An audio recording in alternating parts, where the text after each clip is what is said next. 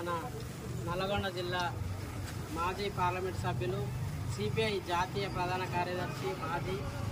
Comrade Suravaram Sudhakar Reddy గారి మరణం భారత కమ్యూనిస్ట్ పార్టీ జాతీయ నాయకత్వానికి తీరని లోటుగా మనం చెప్పుకోవాల్సిన అవసరం ఉంది. సురవరం సుధాకర్ రెడ్డి గారు ఆయన 10వ తరగతి చదివే సమయంలోనే ప్రభుత్వ పాఠశాలల్లో బ్లాక్ బోర్డులు చాక్పీసులు కావాలన్న ఉద్యమంతో ఏఐఎస్ఎఫ్లో చేరి విద్యార్థి సంఘంలో చేరి ఏఐఎస్ఎఫ్ రాష్ట్ర కార్యదర్శిగా జాతీయ ప్రధాన కార్యదర్శిగా సిపిఐ పార్టీ జాతీయ ప్రధాన కార్యదర్శిగా నల్లగొండ జిల్లా పార్లమెంట్ సభ్యునిగా 2 సార్లు ఎన్నిక కావడం జరిగింది. అదేవిధంగా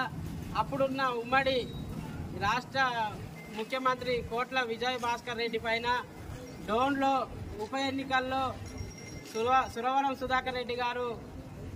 ఉప ఎన్నికల్లో నిలబడడం దేశవ్యాప్తంగా చర్చనీయమైన అంశం ఉంది. కాబట్టి కామ్రేడ్ సుధాకర్ రెడ్డి గారు ఎంత పెద్ద జాతీయ స్థాయి నేత అయినా కానీ విద్యార్థి నాయకులతో యువజన నాయకులతోటి విద్యార్థి సంఘం నాయకులకు ధైర్యాన్ని చెప్తూ మీరు కమ్యూనిస్టు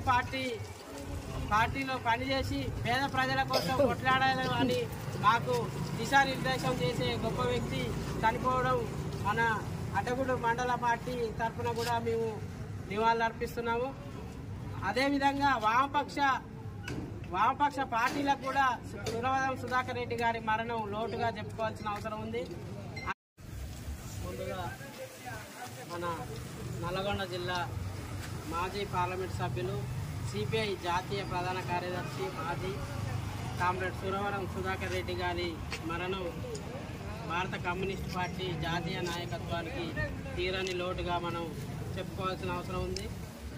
సురవరం సుధాకర్ రెడ్డి గారు ఆయన 10వ తరగతి చదివే సమయంలోనే ప్రభుత్వ పాఠశాలల్లో బ్లాక్ బోర్డులు చాక్పీసులు కావాలన్న ఉద్యమంతో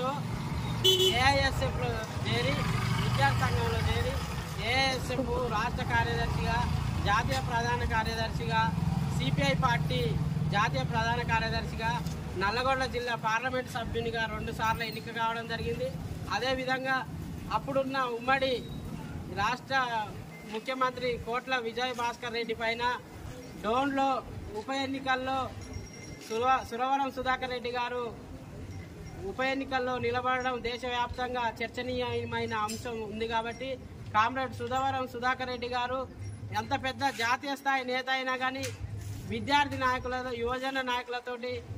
విద్యార్థి సంఘం నాయకులకు ధైర్యాన్ని చెప్తూ మీరు కమ్యూనిస్టు పార్టీ